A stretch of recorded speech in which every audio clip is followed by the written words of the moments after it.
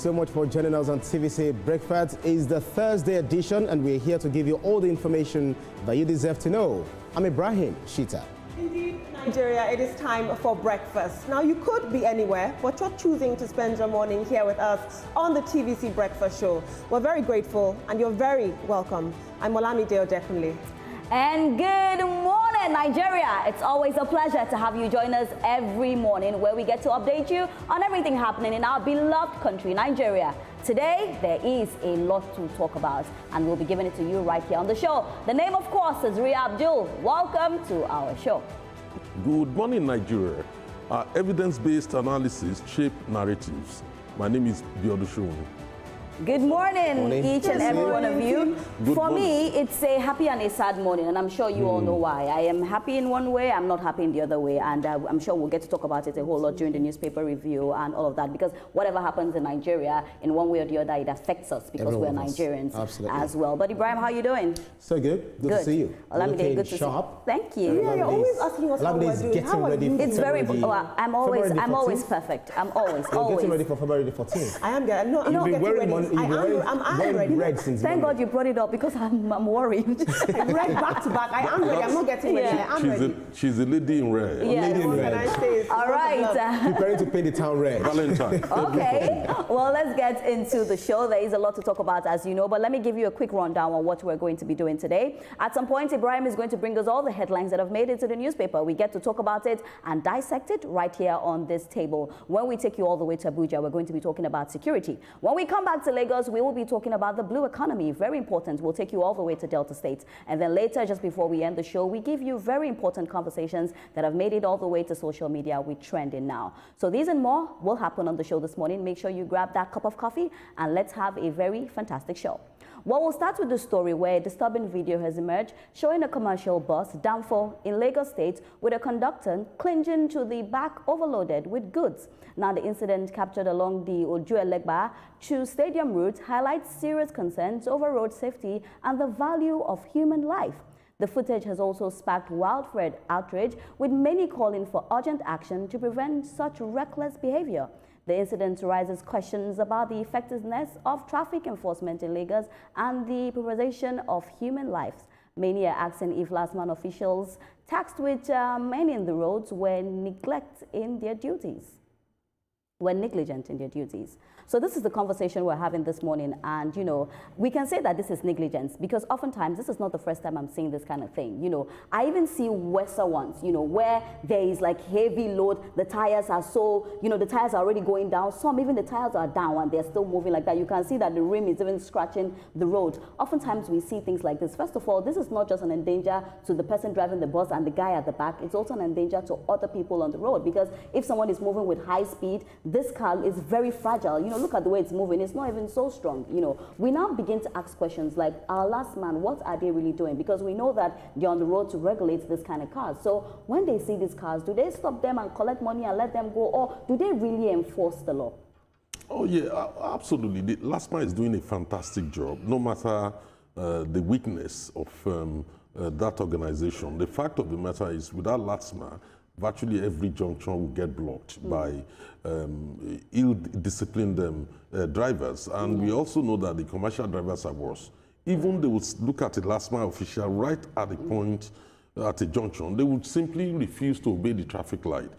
In addition to the issues they are highlighting, you see passengers or conductors hanging on to buses, you know, risking their own lives. And of course, in my view, I think they're a bit overwhelmed with the number of the high population of ill-disciplined drivers, particularly commercial vehicle drivers in Lagos. And it takes a lot of resources to get this fixed. The first problem we need to understand is this is a fallback of the burning of fallout of the burning of all the hundreds of buses bought by Lagos State government during the last NSAS. Those vehicles were burned. Otherwise, many of these rickety buses will no longer be on the road. But notwithstanding, government still has an obligation, you know, through LASMA or whatever agencies, to ensure that even ill-disciplined passengers will not constitute a risk to drivers, will not constitute a risk to themselves or to other people. So it's inevitable. LASMA still has to we are doing. I know that we cannot say Last Man is not doing a fantastic job. They're doing, they're doing a good job. But then again, the question is that we always ask for more, because oftentimes, Olamide, this is, and I'm not surprised to see this because this is not my first time saying things like this. Like there are times that I'm even moving on the road and I'm looking at the car that is moving, and you will see some officials there, and sometimes they let them pass. I feel like we do not put strict rules to things like this. I'll take you to some African countries, and let me put Ghana in the case study. There are some kind of cars that are not fit to be on the road. You do not see them on the road. Like the only place you can see this type of thing in Ghana is maybe the rural areas far away, but not in the city when we talk about like the Temamoto way for you to see something like this, because there are regulations that there are some cars that they even check them before they allow them, go on the road. So seeing things like this is quite scary. As you said, this is not the first time we've seen incidents like this in terms of danfos and mulues. But I want to look very quickly about the brief history of danfos and mulues. Between the 1980s and the 2000s, we saw a collapse in the public mass transit system. And what happened was that danfos and mulues and other informal transport structures stepped in to fill this gap. And so what we now have is a sense of danfo dominance or mulue monopoly, where these people are going unchecked and they're ruling the roads. But what is more even disturbing is that I'm seeing survival economics here. That man hanging off the back of a road, a risk to himself, off the back of that car, a risk to himself, a risk to other road users. Now, we have several law enforcement bodies when we look at our roads. We have LASMA, we have VIO, we have police traffic units. The question is selective enforcement. It's not the absence of law. Selective enforcement. Mr. Shomi, you rightly mentioned these enforcement bodies on our roads. They are actually overwhelmed. So what we need to look at is not enforcing law per se. It's expanding our transport infrastructure to meet the growing population of Lagos road users. Yeah, but when we also talk about survival, Olamide, you are surviving, but you do not want to kill yourself, because the moment you are not alive again, nothing can happen. And when I see people,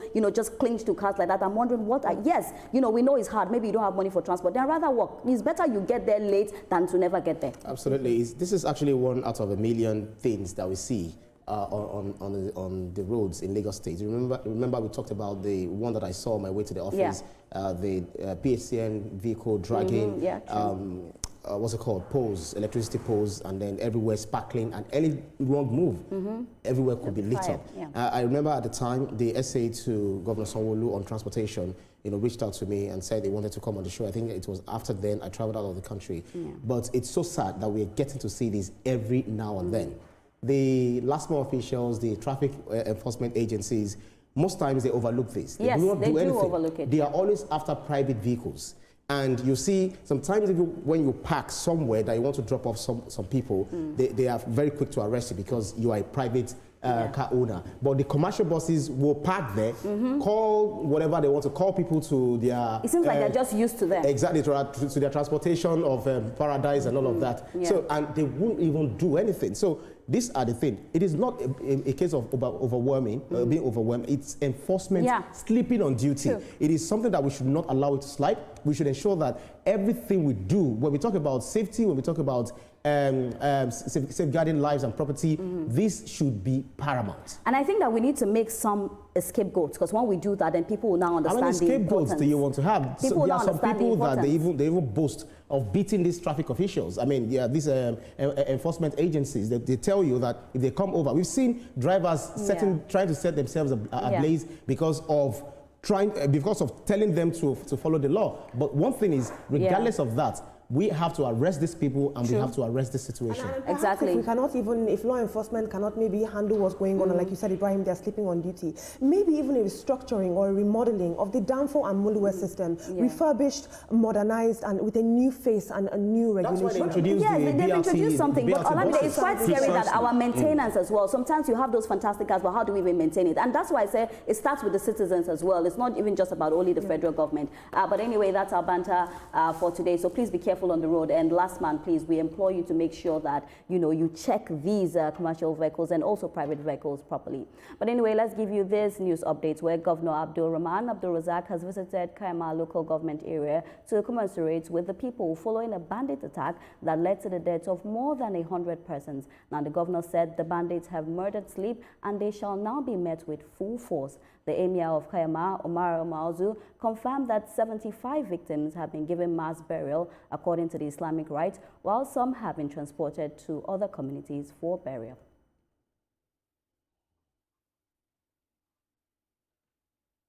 Only pray for the repose of the soul of those we lost. Very unfortunate that we lost a very large number of, I think this one was the largest massacre in Nigeria at the same time, if I can remember. But our count, at 3 in the morning, 75 people were identified and given mass barrier. This excludes the Christians who are taken away, the Yorubas who are taken away. And I would thank the Commander-in-Chief for approving the immediate deployment of a battalion of soldiers immediately under Operation Savannah Shield. Hitherto, Bautan Kayama and part of the Kanji Park was supposed to be under Operation Fasanyama. But now there will be a major operation here directly, headquartered in Kwara. With a battalion of soldiers coming in to make sure this place is safe.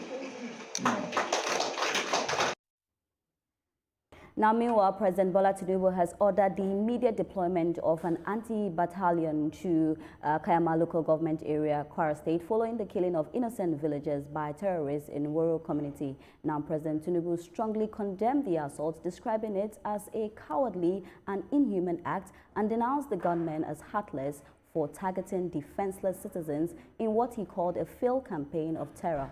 The president directed enhanced collaboration between federal and state authorities to provide relief for affected residents and ensure that the perpetrators are tracked down and brought to justice.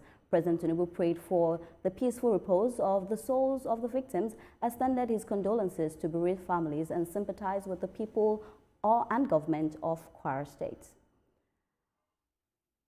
All right, so we'll take a quick breather now, and when we come back, it will be time for the newspaper review. Don't go anywhere. This is TVC Breakfast.